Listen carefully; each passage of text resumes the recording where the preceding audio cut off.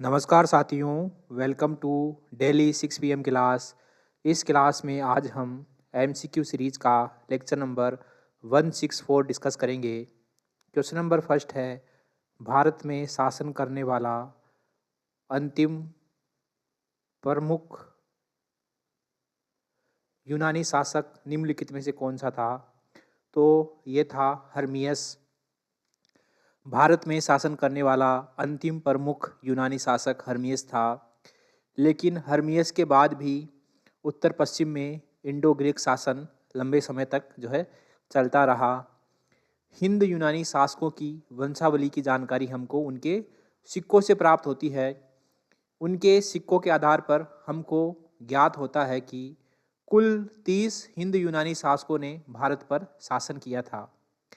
Okay, ये हो गई इनकी बात। अब है मिनांडर। तो जो मिनांडर है, इनको मिलिंद भी कहा जाता है। ओके, मिलिंद के नाम से भी जाना जाता है। और ये इंडो ग्रीक शासकों के सबसे प्रसिद्ध शासक थे। ठीक है, तो ये मिनांडर की बात हो गई। आगे चलते हैं, क्वेश्चन नंबर 2 की तरफ चलते हैं। क्वेश्चन नंबर 2 में बताया है कि द्रेकम नामक सिक्के निम्नलिखित में से किसके द्वारा जारी किए गए थे? तो द्रेकम नामक सिक्के इंडो ग्रीक शासकों के द्वारा जारी किए गए थे। इंडो ग्रीक शासकों के द्वारा द्रेकम नामक सिक्के जारी किए गए थे। क्वेश्चन नंबर 3 है, निम्नलिखित में से किस कथन से श्रेणी शब्द की सर्वाधिक उपयुक्त व्याख्या होती है? तो श्रेणी शब्द था कि एक व्यवसाय करने वाले एक या एक से अधिक जाति के लोगों का संगठन होता था श्रेणी। ठीक है, ए में है एक ही व्यवसाय करने वाले एक ही जाति के लोगों का संगठन। ठीक है, तो ये बात तो सही है कि एक ही व्यवसाय करने वाले लोगों का संगठन होता था, लेकिन ये बात जरूरी नहीं है कि वे सभी एक ही जाति के हों। ठीक है, बी है अलग अलग व्यवसाय करने वाले। ये गलत है, अलग अलग व्यवसाय नहीं, एक ही व्यवसाय। ठीक है, सी है एक व्यवसाय करने वाले एक से अधिक जाति के लोगों का संगठन। हाँ, ये थोड़ा बहुत ठीक लग रहा है, देखते हैं।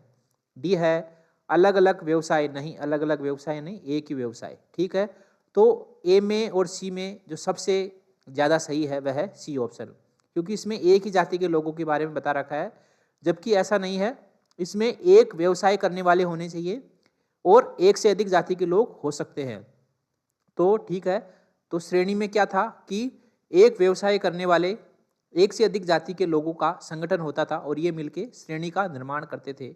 ऑप्शन सी इसका आंसर हो गया। चलते हैं आगे क्वेश्चन की तरफ। नेक्स्ट क्वेश्चन की तरफ चलते हैं। क्वेश्चन नंबर 4 है। क्वेश्चन नंबर 4 है, हिंद यूनानी इंडो ग्रीक शासकों के सिक्कों पर निम्नलिखित में से किन लिपियों का प्रयोग हुआ है? तो इंडो ग्रीक शासकों के सिक्कों पर यूनानी लिपि का प्रयोग हुआ है, ब्राह्मी लिपि का प्रयोग हुआ है और खरोष्ठी लिपि का प्रयोग हुआ है। देवनागरी लिपि का प्रयोग नहीं हुआ है। तो इसमें बी ऑप्शन हमारा आंसर हो गया। क्वेश्चन नंबर 5 है, निम्नलिखित में से किस पंथ के अनुयायी दंड जिन के नाम से जाने जाते थे? तो दंड जिन के नाम से जाने जाते थे शैव पंथ के अनुयायी। शैव पंथ के अनुयायी दंड जिन के नाम से जाने जाते थे। क्वेश्चन नंबर 6 है, निम्नलिखित में से मूर्तिकला की किस शैली में मुख्य बल मूर्ति के चेहरे पर आध्यात्मिकता दिखाने पर दिया गया है, जिसमें प्राय मूर्तियों की आंखें आदि खुली तथा उसका चेहरा ध्यान मग्न दिखता है? तो ये शैली थी मथुरा शैली। मथुरा शैली में क्या था कि इसमें जो मुख्य बल है वह मूर्ति के चेहरे पर आध्यात्मिकता दिखनी चाहिए, इस पर था कि जो मूर्ति का चेहरा है उसमें हमको आध्यात्मिकता दिखनी चाहिए। इसका इस बात पर इस मूर्ति कला का सबसे अधिक बल था। और इसमें क्या था, आध्यात्मिकता के साथ इसमें प्राय जो मूर्तियां हैं उसमें मूर्तियों की जो आंखें हैं वह आधी खुली तथा उसका चेहरा ध्यान मग्न दिखता है। ठीक है, कि आधी खुली है और ध्यान मग्न है, तो इससे अपने आप आध्यात्मिकता झलकती है चेहरे से। तो ये इसकी मुख्य विशेषता थी मथुरा शैली की। ओके, इसके साथ साथ ही जो ये शैली है इसका जन्म 2री शताब्दी ईसा पूर्व में हुआ था और इस शैली में बौद्ध, जैन और ब्राह्मण धर्म के अनुयायियों के लिए मूर्तियां बनाई जाती थी। ठीक है। बी है सारनाथ शैली। तो जो सारनाथ शैली है इसमें मुख्यतः बुद्ध की मूर्तियां बनती थी। ठीक है। सी है गांधार शैली। तो गांधार शैली में इसमें भारतीय, ग्रीक और रोमन शैली का मिक्सर है ये शैली। इसमें भारतीय शैली का, ग्रीक शैली का और रोमन शैली का मिक्सर है गांधार शैली। क्वेश्चन नंबर 7 है संगम आयोजित होने के स्थान तथा उसकी अध्यक्षता करने के संबंध में निम्नलिखित में से कौन सा युग्म सही सुमेलित है। ओके, तो ए है प्रथम संगम हुआ था तेन मदुरा में और इसकी अध्यक्षता की थी आचार्य अगस्त्य ने। एकदम सही बात है। और जो प्रथम संगम की जो है एक भी रचना जो है नहीं बची है, सभी रचनाएं नष्ट हो चुकी है। द्वितीय संगम कवत्तापुरम में आयोजित हुआ था और इसकी अध्यक्षता की थी अगस्त्य ने और तोलकापियर ने। और इसमें सिर्फ एक ग्रंथ बचा है जिसका नाम है तोलकापियम, जिसकी रचना की थी तोलकापियर ने, और ये एक व्याकरण का ग्रंथ है। ठीक है, तमिल व्याकरण का ग्रंथ है। तीसरा है तृतीय संगम जो कि उत्तरी मदुरई में आयोजित हुआ था और इसकी अध्यक्षता की थी नक्कीरन ने। ठीक है, तो तीनों सही है, इसलिए उपयुक्त सभी सही है। इसमें डी ऑप्शन हमारा आंसर हो जाएगा। जो तृतीय संगम है इसमें रचित साहित्य 8 संग्रह ग्रंथों में संकलित है। ठीक है, और इसको एत्तु गोगोई कहा जाता है। इसको एत्तु गोगोई कहा जाता है। जो तृतीय संगम है इसमें रचित साहित्य 8 संग्रह ग्रंथों में संकलित है और इसको एत्तु गोगोई कहा जाता है। क्वेश्चन नंबर 8 है निम्नलिखित में से कौन कौन सुदर्शन झील से संबद्ध थे। तो सुदर्शन झील से संबंधित थे पुष्यगुप्त वेश्य, तुषास्प, सुविशाख और पर्णदत्त। ठीक है, हम जानते हैं कि जो सुदर्शन झील है इसका निर्माण करवाया था चंद्रगुप्त मौर्य ने, और उस चंद्रगुप्त मौर्य के अधीन इसका निर्माण पुष्यगुप्त वेश्य के नेतृत्व में किया गया था सुदर्शन झील का निर्माण। ठीक है, ये पहला सही है। ठीक है, जो तुषास्प थे ये अशोक के अधीन जो है सुदर्शन झील का जीर्णोद्धार करवाया था तुषास्प के नेतृत्व में, और रुद्रदामन के शासनकाल में सुदर्शन झील का पुनर्निर्माण करवाया गया था सुविशाख के नेतृत्व में, और गुप्त शासक स्कंदगुप्त के काल में सुदर्शन झील का जीर्णोद्धार करवाया गया था पर्णदत्त के नेतृत्व में। ठीक है, तो चारों सही है इसमें, तो इसमें डी ऑप्शन हमारा आंसर हो गया। क्वेश्चन नंबर 9 है भूमि अनुदान के प्रभाव के विषय में निम्नलिखित में से कौन से कथन सत्य हैं।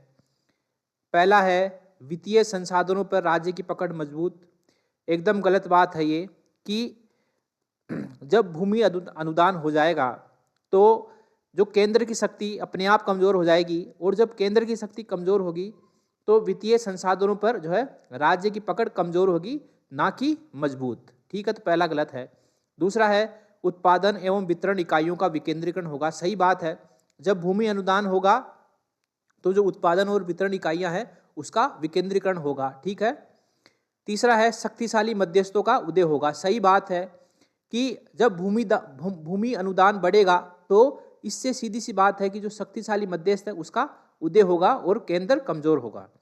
चौथा है साम्राज्यवादी परंपरा के लिए चुनौती है। ये भी सही बात है कि जो भूमि अनुदान है ये साम्राज्यवादी जो परंपरा है, यानी कि जो केंद्र है वह मजबूत होना चाहिए। तो इस वाली परंपरा में, साम्राज्यवादी परंपरा में क्या होता है, केंद्र मजबूत होता है, लेकिन जब भूमि अनुदान बढ़ेगा तो इसका प्रभाव होगा केंद्र कमजोर होना। तो केंद्र कमजोर होगा तो साम्राज्यवादी जो परंपरा है वह अपने आप कमजोर होगी। तो सही बात है, ये जो है इसके लिए चुनौती है, साम्राज्यवादी परंपरा के लिए चुनौती है भूमि अनुदान। ठीक है, तो पहला गलत है, 2, 3 और 4 सही है, तो इसमें सी ऑप्शन हमारा आंसर हो गया। क्वेश्चन नंबर 10 है आर्यभट्ट के संदर्भ में निम्नलिखित में से कौन से कथन सही है। ठीक है, तो आर्यभट्ट के संदर्भ में इसने त्रिकोणमिति का विकास किया था। सही बात है। ठीक है, उसके साथ साथ ही इसने सूर्य और चंद्र ग्रहण के बारे में खोज की थी, ये भी सही बात है। और तीसरा है, इसने पृथ्वी के गुरुत्वाकर्षण सिद्धांत के बारे में पता लगाया था, ये गलत बात है। पृथ्वी के गुरुत्वाकर्षण के बारे में पता लगाया था ब्रह्मगुप्त ने, ठीक है। ब्रह्मगुप्त ने पृथ्वी के गुरुत्वाकर्षण सिद्धांत के बारे में पता लगाया था। ओके, तो इसमें पहला और दूसरा सही है, तीसरा गलत है, तो इसमें बी ऑप्शन हमारा आंसर हो जाएगा। जो आर्यभट्ट हैं, इनका टाइम पीरियड है 476 से 550, ठीक है। तो ये इनका टाइम पीरियड था। और आर्यभट्ट की प्रमुख रचनाएं हैं आर्यभट्टिया, ठीक है, खगोल शास्त्र और आर्य सिद्धांत। और जो ब्रह्मगुप्त है, इनका टाइम पीरियड था 598 से 668, ओके। और इनकी, ये जो ब्रह्मगुप्त है, ये मैथमेटिशियन थे और इनकी प्रमुख रचनाएं हैं ब्रह्म स्फुटन सिद्धांत और खंड खाद्यक, ठीक है। इनकी प्रमुख रचनाएं कौन कौन सी है? इनकी प्रमुख रचनाएं हैं ब्रह्म स्फुट सिद्धांत और एक और है जिसका नाम है खंड खाद्यक,